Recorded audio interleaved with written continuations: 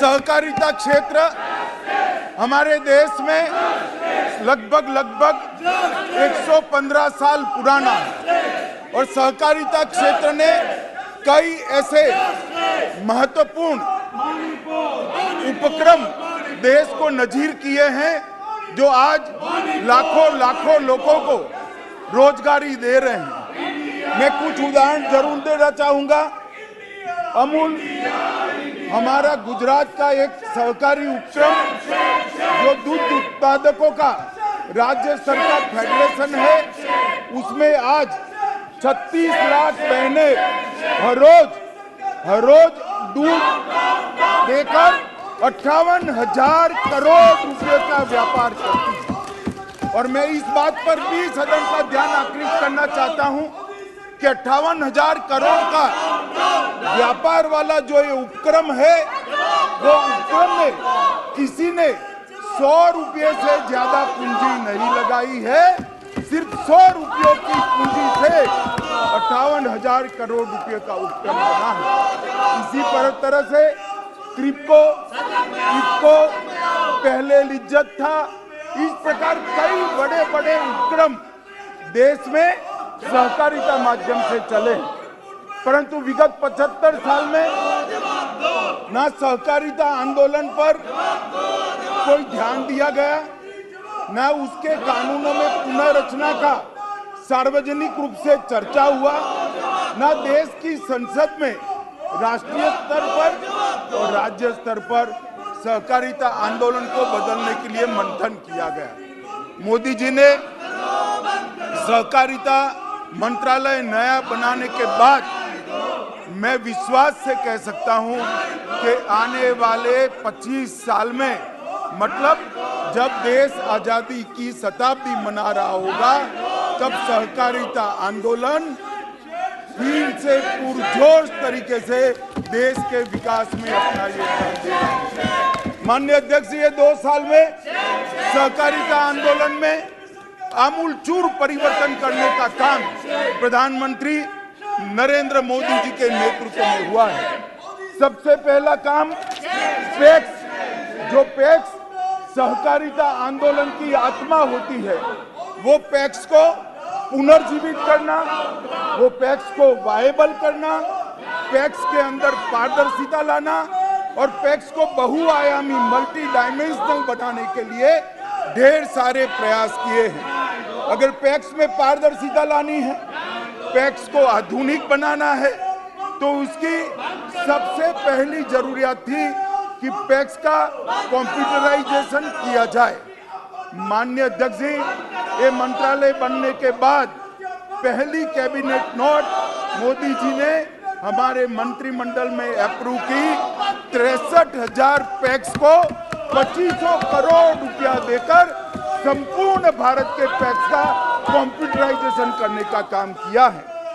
और मैं ये कहना चाहता हूं माननीय अध्यक्ष जी, पैक्स के कंप्यूटराइजेशन से पैक्स डिस्ट्रिक्ट कोऑपरेटिव बैंक के साथ जुड़ेंगे, स्टेट कोऑपरेटिव बैंक के साथ जुड़ेंगे और साथ में नाबार्ड के साथ भी सीधा उनका जुड़ाव हो जाएगा। ऑडिट की प्रक्रिया संपूर्ण रूप से ऑनलाइन होगी और सिस्टम इंटीग्रेटर फाइनल होने के बाद पैक्स कई प्रकार के नए व्यवसायों में जुड़ेंगे, जिससे इसकी वायबिलिटी में बहुत बड़ा फायदा होना चाहिए।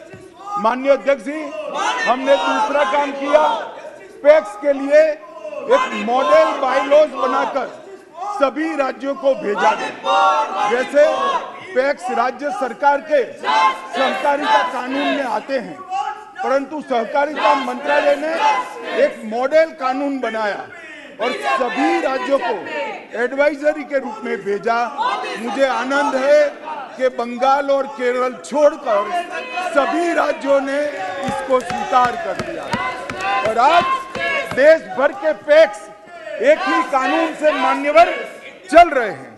पैक्स अब डेयरी भी बन पाएंगे, पैक्स अब मछुआरा समिति भी बन पाएंगे और पैक्स ढेर सारे काम करेंगे। माननीय अध्यक्ष जी, हमने अब एफपीओ, जो पहले private limited company, partnership company और प्रोप्राइटरशिप तक सीमित था। अब पैक्स एफपीओ का भी काम करेगा और 1100 पैक्स एफपीओ के नाम से रजिस्टर हो चुके हैं। माननीय अध्यक्ष जी, मोदी जी ने एक प्रकार से 13 करोड़ गरीबों को गैस का सिलेंडर दिया है। ढेर सारे सिलेंडर देने के कारण बहुत सारी वितरण करने वाली संस्थाओं की जरूरत खड़ी हुई है। अब पैक्स नए बायलॉज के हिसाब से एलपीजी का वितरण का काम भी पैक्स कर पाएंगे।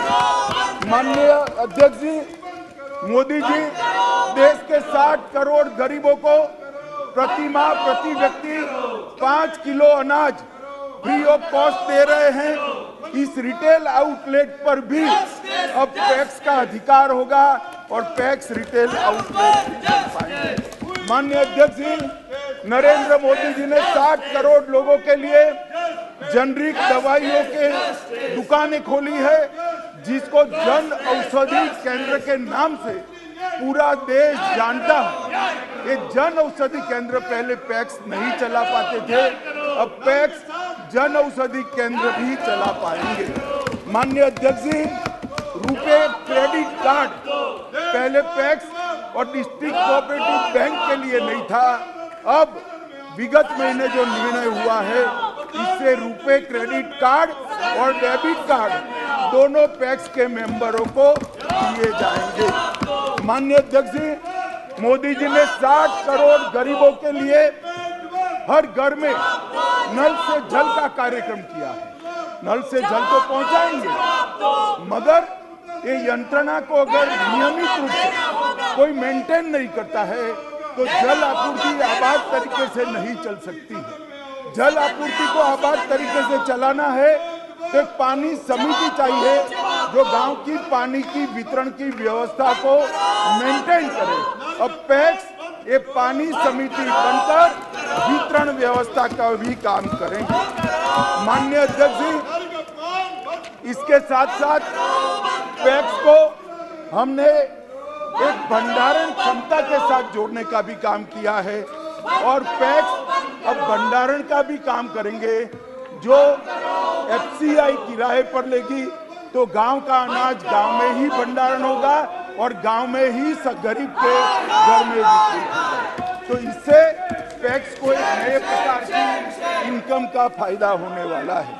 माननीय अध्यक्ष जी, गत बजट में मैं मोदी जी का बहुत बहुत धन्यवाद करना चाहता हूं कि मोदी जी ने सालों से सहकारिता के साथ अन्याय होता था।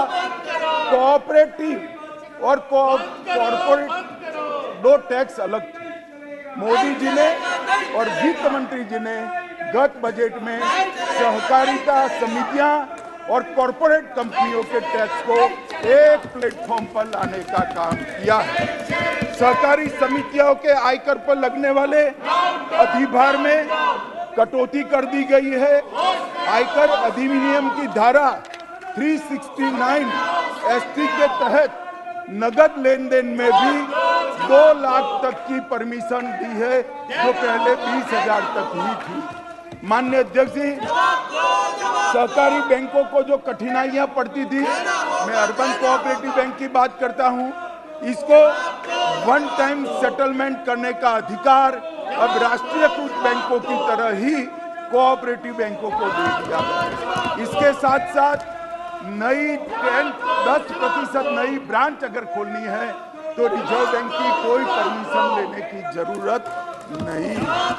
माननीय अध्यक्ष जी, पीएसएल लक्ष्यांकों के प्रति भी समय सीमा 3 साल तक बढ़ाने का काम किया है, जिससे अर्बन कोऑपरेटिव बैंकों को बहुत बड़ा फायदा होगा। आरबीआई में अर्बन कोऑपरेटिव बैंकों के समस्याओं के लिए एक नोडल अधिकारी को भी नामित किया गया है। आरबीआई ने डोर स्टेप बैंकिंग के लिए अब नेशनलाइज और प्राइवेट बैंकों के साथ साथ कोऑपरेटिव बैंकों को भी परमिशन दे दिया है, तो वो डोर स्टेप सेवाएं भी दे पाएंगे।